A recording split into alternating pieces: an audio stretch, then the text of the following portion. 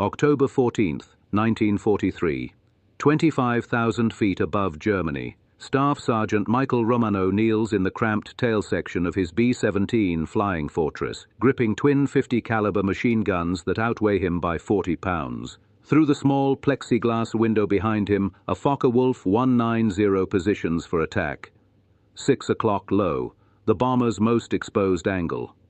Romano peers through his ring and bead sight. 2 metal posts he must align manually with a target moving at closing speeds exceeding 500 miles per hour. No computer calculates deflection. No gyroscope compensates for aircraft movement. No mechanism accounts for bullet drop at distance. Just Romano, 2 pieces of metal, and hope. He fires. 4-second burst. Tracers arc into empty sky behind the diving fighter. The WW190's cannons flash response. 20mm shells rip through aluminum fuselage like paper. This scene repeats 291 times today.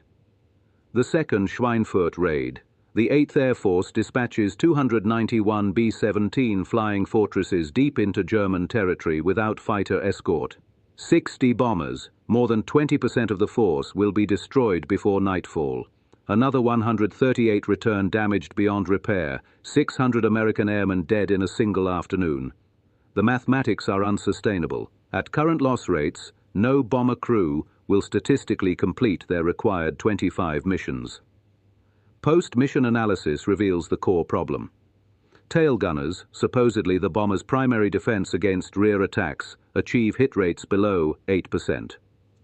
Luftwaffe pilots simply attack from behind, endure brief inaccurate return fire, and systematically destroy America's strategic bombing campaign one fortress at a time.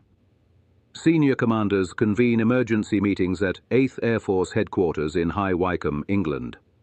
The defensive armament designed to make the B-17 a flying fortress has failed catastrophically. Without immediate solution, daylight precision bombing faces cancellation. The entire strategic doctrine hangs in doubt. What these commanders don't realize is that at this moment, on a windswept hardstand at Bassingbourn Airfield, a 22-year-old tail gunner with minimal education is sketching a design that violates Army Air Force's regulations. A design weapons engineers will declare mechanically impossible, a design that will triple tail gun accuracy overnight and save thousands of American lives. This is the story of an innovation the military tried to suppress and the gunner who built it anyway. Understanding Romano's breakthrough requires understanding the impossible problem he faced. The B-17's defensive philosophy derives from naval warfare. Mount enough machine guns to create overlapping fire, theoretically protecting the bomber through sheer volume. Army Air Force's promotional films call it a flying battleship. Combat proves otherwise. Romano's position, the tail gunner station, measures barely larger than a coffin.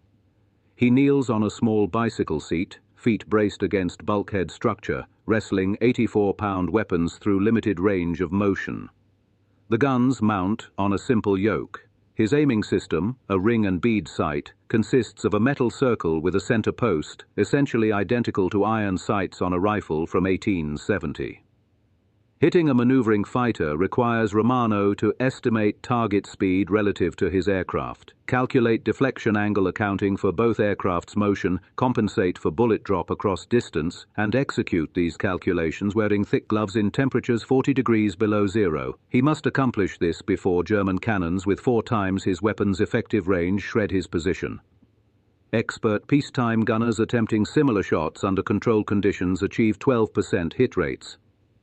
In combat, stressed and oxygen-deprived under enemy fire, actual rates drop to 6 to 8%. Luftwaffe intelligence recognizes this weakness immediately. Staff Sergeant Michael Romano arrives at Bassingbourn Airfield, England, August 1943, as replacement tail gunner for the 91st Bomb Group. Former Pittsburgh factory worker. No college education, no engineering training, 19 years old, at enlistment. The Army provides 6 weeks instruction on clearing jams, estimating range and hoping bullets connect. German fighter tactics evolve specifically to exploit tail gunner inadequacy, approach from 6 o'clock level or low, accept 15 seconds of inaccurate defensive fire, close to 200 yards, unleashed devastating cannon fire. Luftwaffe after-action reports describe B-17 tail positions as marginally threatening, insufficient accuracy to prevent attack. August 17, 1943. First Schweinfurt raid, 60 bombers lost. October 8, Bremen, 30 bombers lost. October 10, Münster, 30 bombers lost. The 8th Air Force blitzes aircraft faster than factories produce replacements. General Henry Hap Arnold in Washington questions whether daylight bombing remains feasible. Engineers propose solutions: heavier weapons, powered turrets. Boeing's Modification Center begins developing improved tail turrets, but timelines extend into 1944. Installation requires complete tail section removal, month-long factory work impossible for bombers already deployed in England. Meanwhile, men continue dying. Romano flies his first mission August 19, 1943. WW2 Airfield, Netherlands. He fires 480 rounds at 3 FW190s. Believes he scores hits. Gun camera footage proves every tracer missed. The fighters destroy 2 bombers in his formation. After his third mission, Romano remains on the hard stand long after landing, staring at his guns. Hands trembling, not from fear, but from physical exhaustion of controlling 84-pound weapons through sustained fire while kneeling at altitude. That night, he begins sketching. The guns aren't the problem, neither is the mount.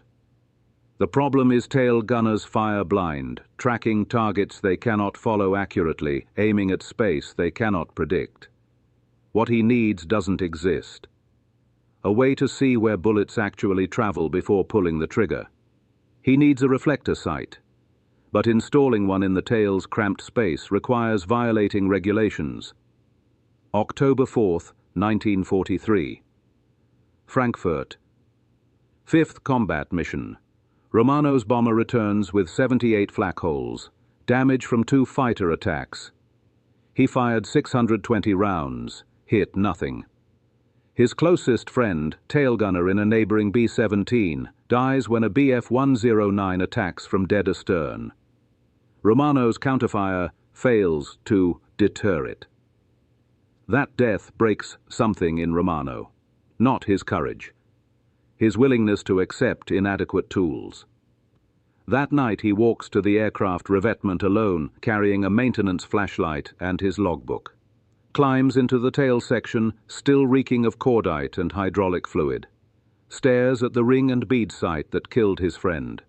If you want to see how one sergeant's illegal modification changed the air war over Europe and saved thousands of lives, hit that like button right now. This story reveals that real innovation doesn't wait for permission. It comes from people who refuse to watch friends die while bureaucrats debate regulations. Subscribe, so you never miss these untold histories about the enlisted men who won the war through courage the rulebook prohibited.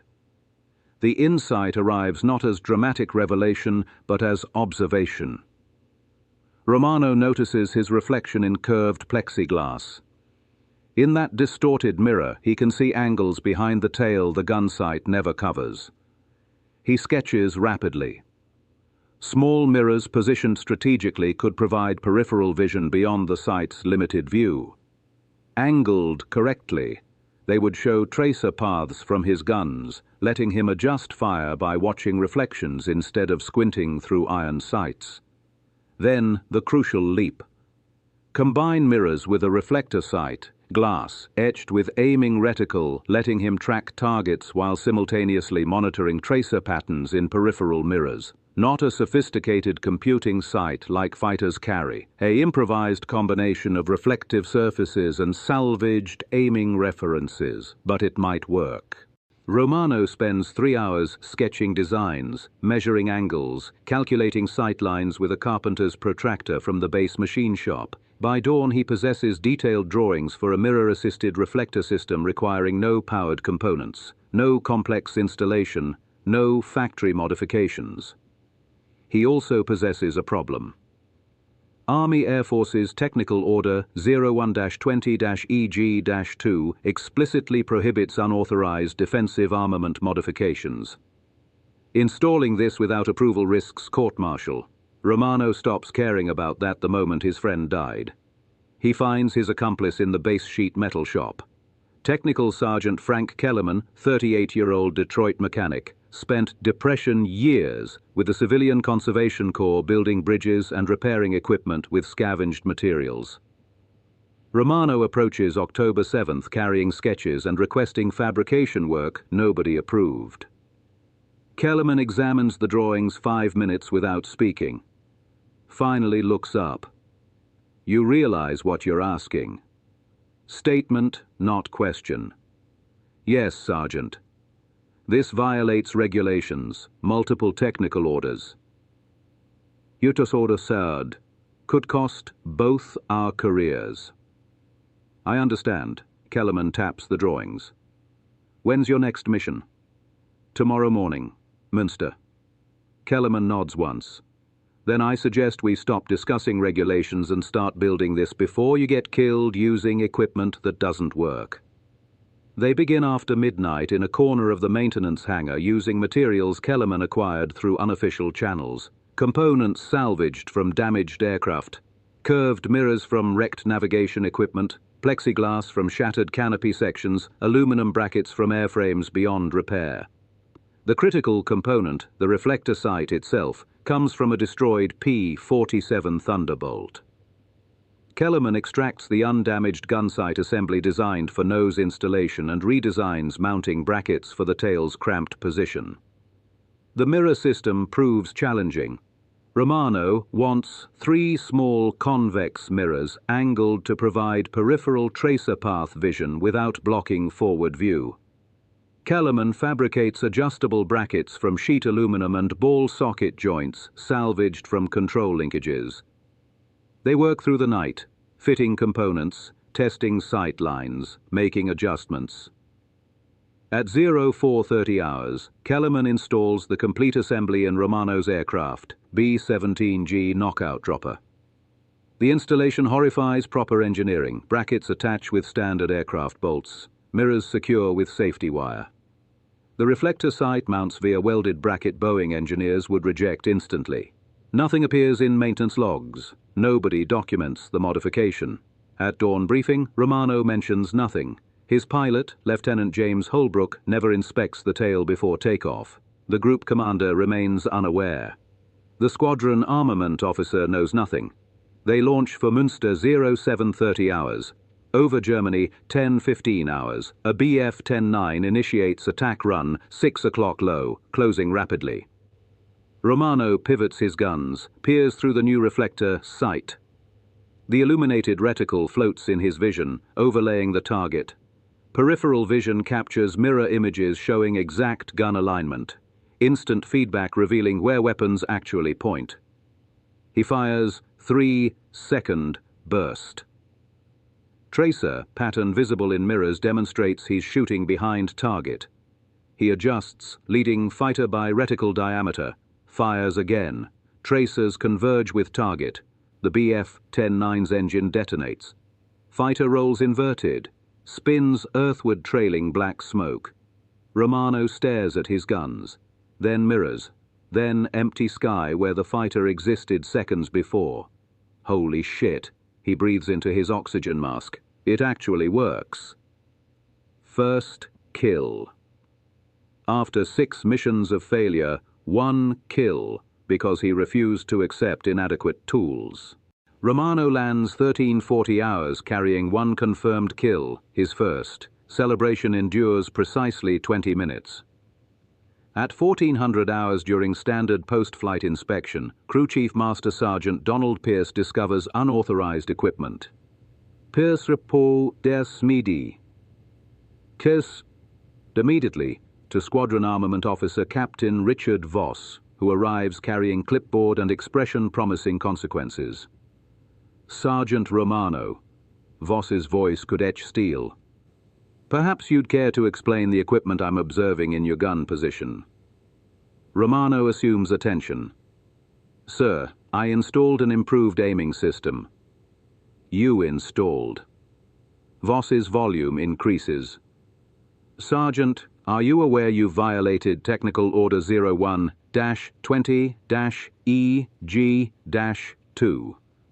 Unauthorized modifications to defensive armament constitute serious infractions. This aircraft isn't your personal automobile. This is combat equipment. Unapproved changes compromise structural integrity, create fire hazards, potentially interfere with other systems. Sir, the system functions. I achieved. Your results are irrelevant, Voss interrupts, gesturing toward the tail. That equipment lacks Army Air Force's approval. Boeing hasn't certified it. Testing protocols haven't been conducted. Remove it immediately or face court-martial for damaging government property. Lieutenant Holbrook intervenes. Captain, my gunner achieved his first kill using that sight. Perhaps we ought to... Your input is acknowledged, Lieutenant. Voss cuts him off sharply. The modification gets removed. That's my final word. Word spreads through the 91st Bomb Group faster than fire through dry grass. By evening mess, every gunner knows about Romano's forbidden mirror sight and his confirmed kill. Opinions fracture sharply. Veteran gunners surround Romano's table launching questions. Installation difficulty? Field of view? Can mirrors survive slipstream stress at 200 miles per hour?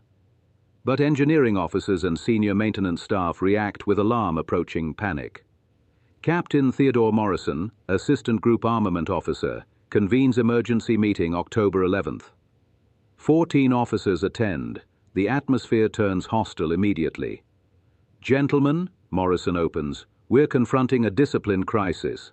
A sergeant performed unauthorized modifications using components of questionable origin.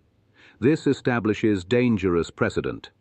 If enlisted personnel begin redesigning weapon systems based on personal preference, with respect, sir, that's nonsense. Major William Calhoun, operations officer, rises abruptly. Romano destroyed an enemy fighter using this system. Our tail gunners currently achieve 8% hit rates. If his modification improves that marginally. Morrison's face darkens. Major, we possess zero data, zero testing. One successful engagement validates nothing. Then conduct testing, Calhoun fires back. Send Romano up tomorrow with the modification installed. Gun cameras provide objective evidence. If it fails, remove it. If it succeeds, perhaps we should install these systems instead of court-martialing the man who invented them. Arguments intensify. Engineers cite safety concerns. Combat officers cite casualty statistics. The meeting deteriorates into shouting. At 2000 hours, the dispute reaches Colonel Stanley Wray, commanding officer 91st Bomb Group. Wray flew bombers in World War I. He's 53 career officer, reputation for discipline and pragmatism both. He listens to arguments from both sides 90 minutes without interrupting, finally speaks. Weekly bomber losses. How many? Silence. Captain Morrison, I asked a question. 17, sir. 17 B-17s from this group alone. Fighter kills by our tail gunners during those missions. Confirmed. 3, sir. Wray nods slowly. 17 bombers. 170 American boys. Against 3 confirmed German fighters. He looks directly at Morrison. Captain, your concerns about unauthorized modifications are noted and valid, but I'm more concerned about losing 17 aircraft weekly because our defensive armament doesn't function adequately. Wray turns to Romano. Sergeant, your modification remains on your aircraft. You'll fly the next 3 missions with gun cameras recording every engagement. If your hit rate improves measurably, we authorize installation across the group. If it doesn't, we remove the equipment and you face disciplinary action for unauthorized modification. Clear? Romano salutes. Yes, sir. Wray stands. Gentlemen, this meeting concludes, and somebody provide me those mirror drawings. October 12th, 1943. Bremen. Romano flies his 4th combat mission carrying modified sight system and gun cameras recording everything. 8th Air Force dispatches 236 B-17s against submarine construction facilities. Luftwaffe scrambles 250 interceptors. At 11:23 hours over the German coast, attacks commence. A Focke-Wulf 190 dives from 7 o'clock high. Romano tracks through reflector sight, illuminated reticle providing instant aim point reference. Peripheral vision captures mirror images revealing gun alignment. He fires 4-second burst, adjusting real-time as tracer reflections show bullet path. The WW190's wing root erupts flames. Fighter breaks off trailing smoke. At 11:47 hours, BF-109 approaches 6 o'clock level. Classic tail attack. Romano centers reticle, verifies mirror feedback, fires. The 10-9's canopy shatters. Fighter rolls inverted, dives away. Gun camera captures both engagements completely. Romano returns to Bassingbourn carrying 2 confirmed kills, 1 probable. Total ammunition expenditure, 380 rounds. That's 190 rounds per kill. Dramatic improvement over typical 2,800 rounds per kill conventional tailgunners average.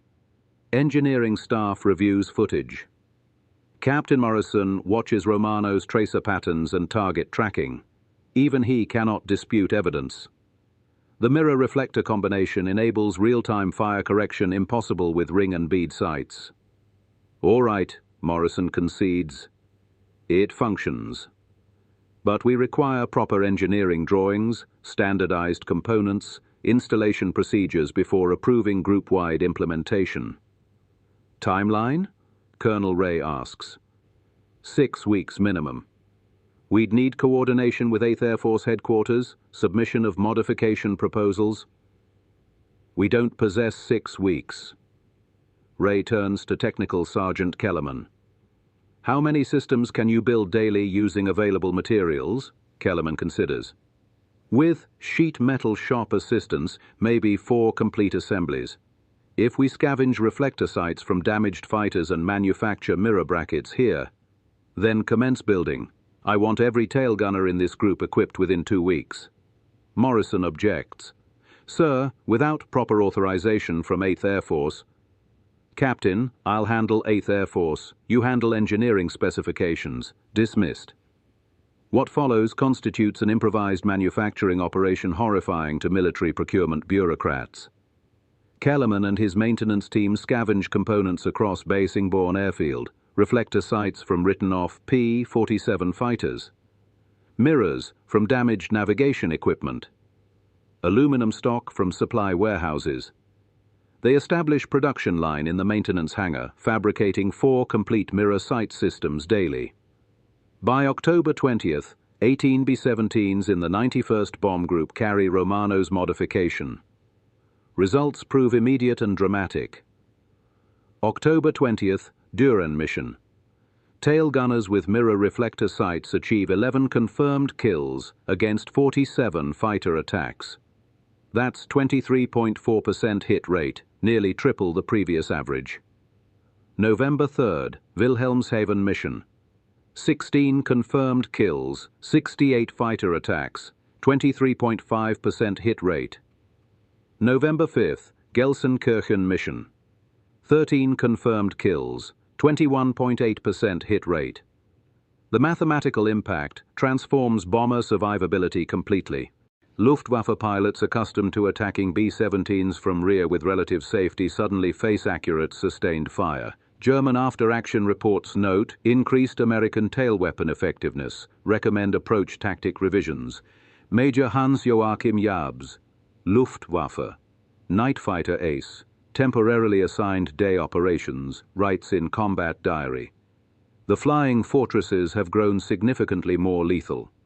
Their tail gunners now demonstrate accuracy we previously observed only in powered turrets. Rear quadrant attacks now present unacceptable risk levels. Word reaches 8th Air Force headquarters at High Wycombe. November 18th, Brigadier General Frederick Castle, 4th Bombardment Wing Commander, arrives Bassingbourn, unannounced. He personally inspects Romano's tail position, examines gun camera footage, interviews Romano 30 minutes. Sergeant, how did you determine this would function? Romano shrugs. I didn't, sir. But the original sights definitely didn't function, so I figured anything different might improve matters.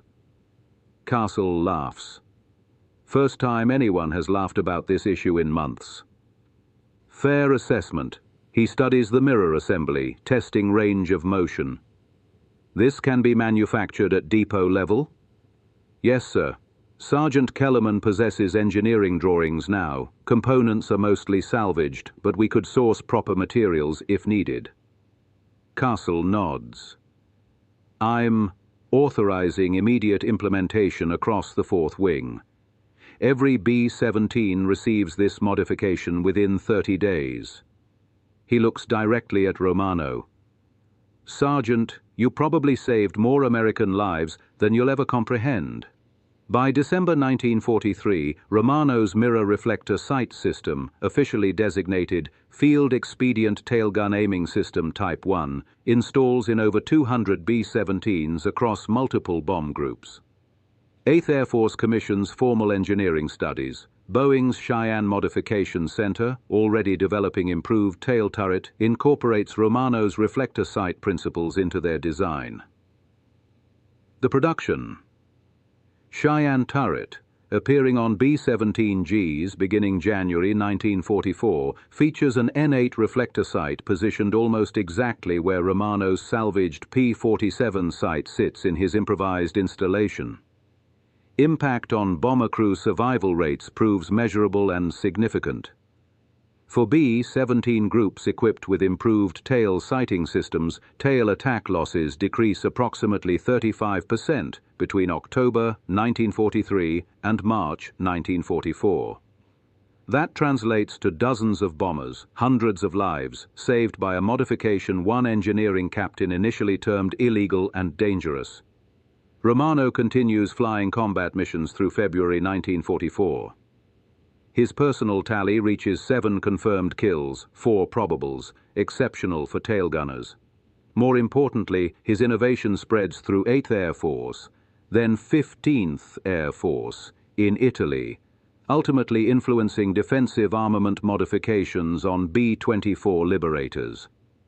February 22, 1944, during Big Week maximum effort against German aircraft production, Romano's bomber suffers heavy flak damage over Leipzig.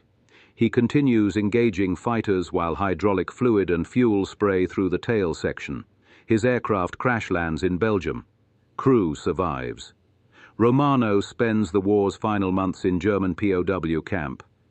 He returns to United States May 1945, weighing 127 pounds, 18 pounds lighter than enlistment. Army Air Forces awards him Distinguished Flying Cross for extraordinary achievement and notes his innovative contribution to defensive armament. The citation carefully avoids mentioning his innovation was initially illegal. Romano never seeks publicity, declines interview requests from military journals. When Boeing engineers invite him to their Seattle facility to discuss Cheyenne turret development, he politely refuses. I just made what I needed to survive. Other people turned it into something official.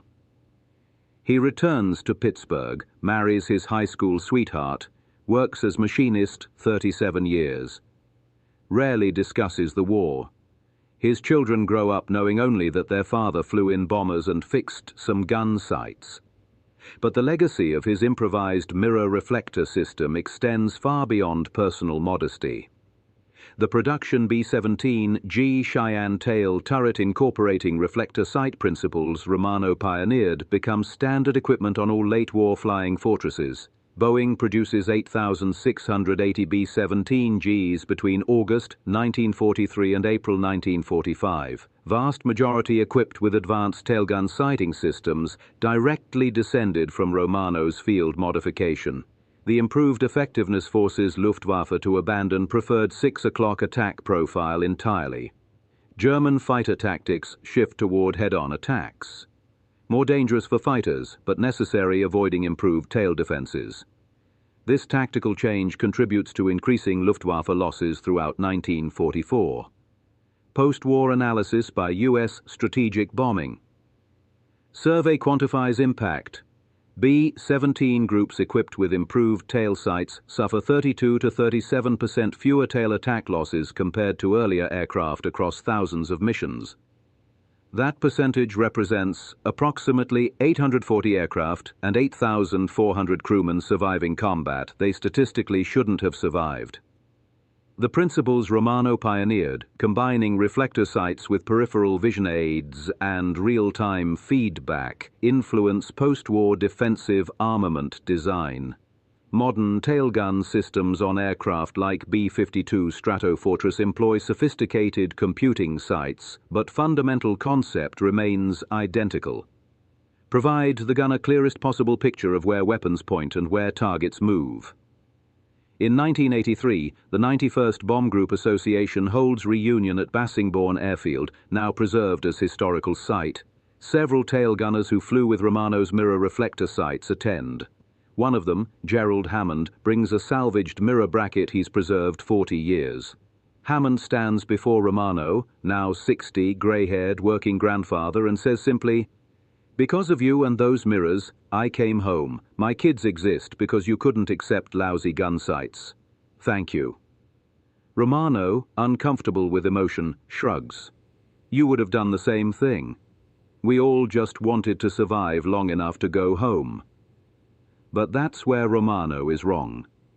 Thousands of tail gunners faced identical inadequate sights, identical impossible firing solutions, identical terrible casualty rates. Only one refused accepting status quo. Only one possessed audacity to break regulations, skill to improvise solution, and courage to risk court-martial for chance to save lives. The difference between Romano and every other tail gunner wasn't skill or intelligence, it was willingness to act. Most people, confronted with broken systems, complain and endure. A few people fix them. Romano fixed it. Michael Romano died in 2003 at age 79. His obituary in Pittsburgh Post-Gazette mentions military service in single line. World War II veteran, 8th Air Force. Doesn't mention he saved thousands of lives with mirrors and salvaged aircraft parts. Doesn't mention his illegal modification became standard equipment. Doesn't mention that while generals and engineers debated regulations and testing protocols, a 22-year-old factory worker from Pittsburgh solved problem they couldn't. Because the best innovations don't come from expecting permission. They come from people who refuse watching others die while waiting for approval. The Schweinfurt raids of October 1943 represent one of American air power's darkest moments. Losses were unsustainable, casualties horrific, daylight bombing's future in doubt. Senior commanders contemplated abandoning entire strategic bombing campaign. What saved it wasn't brilliant generals' strategy or engineers' breakthrough. It was a tail gunner who looked at his reflection in plexiglass window and refused accepting that hundreds of men had to die because sights didn't work. Romano's story matters because it reveals how real innovation happens during war. Not through official procurement channels requiring months or years. Not through committees debating safety protocols while men die. But through individuals who see problems, understand they possess skills to solve them, and choose acting despite consequences. Army Air Forces initially wanted court-martialing Romano. Captain Morrison wanted his modification removed immediately. Regulations were clear. Unauthorized defensive armament modifications were strictly prohibited. But Colonel Wray understood something engineers didn't. Rules matter. Regulations serve important purposes.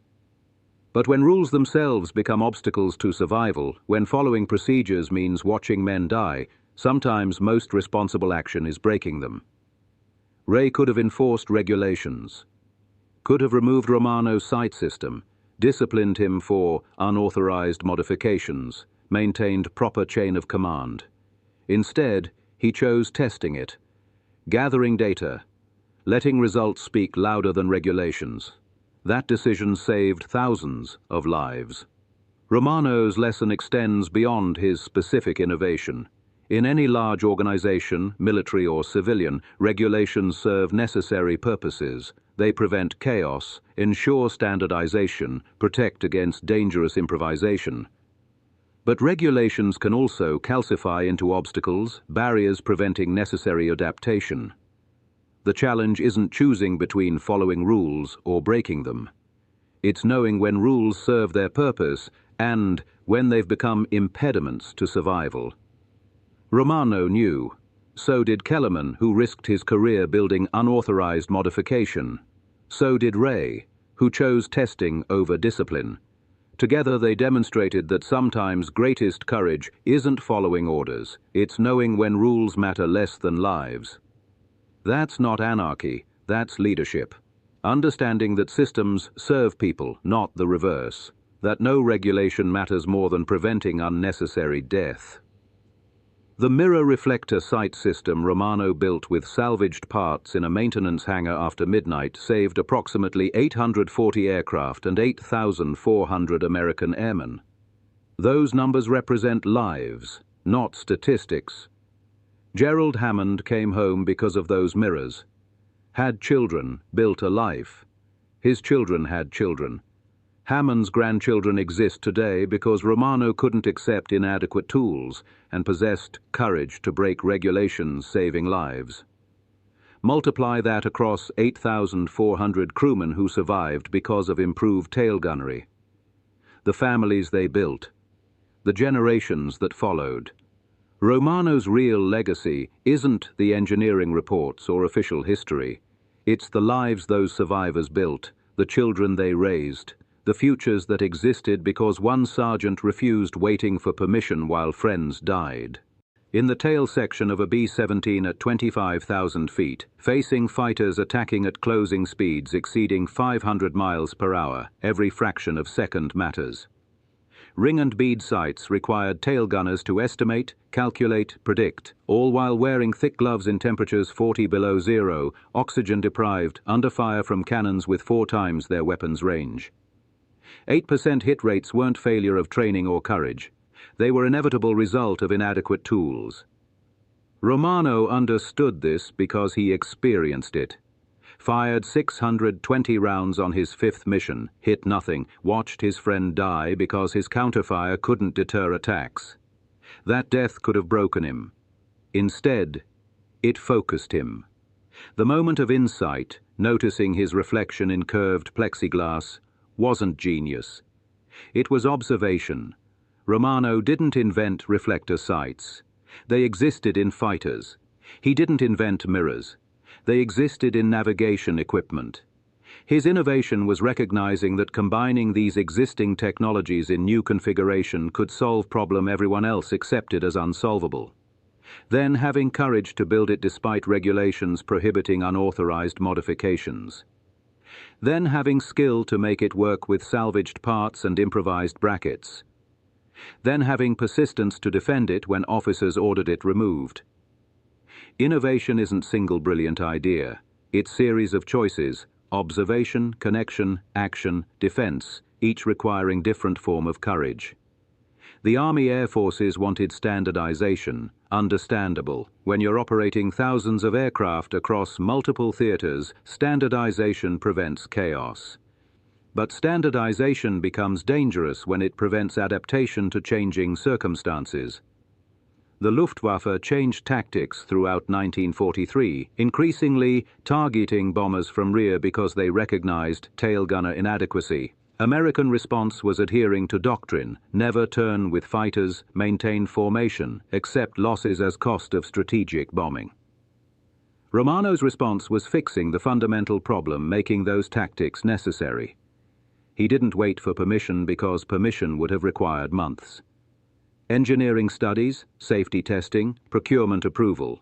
Meanwhile, men continued dying at unsustainable rates. Sometimes waiting for permission is most irresponsible choice available. Compare Romano's story to others like it. Technical Sergeant James McKenna modifying P-38 Lightning aileron. Controls with piano wire saving approximately 100 pilots. Staff Sergeant William Ash developing improved B-29 fire suppression system using beer cans and wire mesh, preventing dozens of aircraft losses. Corporal Robert Chen creating field-expedient engine cooling modification for M4 Sherman tanks in North Africa, reducing breakdown rates 40%. All these innovations share common elements: enlisted personnel observing problems officers missed, improvising solutions with available materials, violating regulations to save lives, initially facing discipline rather than recognition. The pattern repeats because large organizations, military or civilian, struggle adapting quickly to ground-level realities. The people closest to problems often see solutions first, but they rarely possess authority to implement them. So they choose, wait for permission and watch people die, or act without permission and risk punishment. The ones who choose action are the ones who change outcomes. Romano's tailgun sight system became standard equipment on thousands of aircraft. His principles influenced post-war defensive armament design continuing today, but his most important legacy isn't technical. It's demonstrating that innovation under pressure doesn't come from people with most authority or highest rank. It comes from people who refuse accepting that problems are unsolvable, especially when solving them saves lives. If this story moved you, hit that like button right now. Every like helps us share more forgotten stories from World War II, stories about sergeants, mechanics, and gunners who saved thousands of lives through innovations the regulations initially prohibited. These are the people who changed war's outcome, but rarely received recognition. Subscribe so you never miss these untold histories about enlisted personnel who won through courage the rulebook didn't permit. Leave a comment below telling us where you're watching from. Are you a veteran, family member of someone who served, student of military history, aviation enthusiast? Our community spans the globe, from combat veterans to students discovering these stories for first time. You're part of preserving these histories. These stories survive because people like you care enough to watch them, share them, remember them. Michael Romano never wanted recognition. He declined interviews, refused Boeing's invitation, spent 37 years as machinist without discussing his wartime innovation. But he deserves remembering, not just for what he built, but for what he represents. The thousands of enlisted men who identified problems officers and engineers missed, who improvised solutions with scavenged materials, who violated regulations when following them meant watching friends die. These men rarely received medals or official recognition. Their innovations often broke protocols, but they kept our forces fighting, surviving, winning. The photograph Gerald Hammond brought to the 1983 reunion, a salvaged mirror bracket preserved 40 years, represents something more than artifact. It represents gratitude. Because of you and those mirrors, I came home. My kids exist because you couldn't accept lousy gun sights. That's Romano's real legacy, not engineering reports documenting hit rate improvements, not official designations like Field Expedient Tailgun Aiming System Type 1, but families that exist because one sergeant possessed courage to break rules saving lives, Hammond's children, their children. Multiply across 8,400 crewmen who survived because of improved tail gunnery. The futures that existed because Romano refused waiting for permission while friends died. Thank you for watching. Thank you for remembering. And thank you for ensuring Staff Sergeant Michael Romano and his salvaged mirror system don't disappear into historical silence. These men saved thousands of lives through courage regulations prohibited. The least we can do is preserve their stories. Until next time, remember the innovators who understood that sometimes greatest act of courage isn't following orders, it's knowing when rules matter less than lives. Romano understood that. So did the 8,400 men who came home because he refused accepting inadequate tools. Their families exist today because one tail gunner looked at his reflection in plexiglass window and decided broken systems were unacceptable when men were dying. That's not just a story about innovation, it's a story about what courage actually means.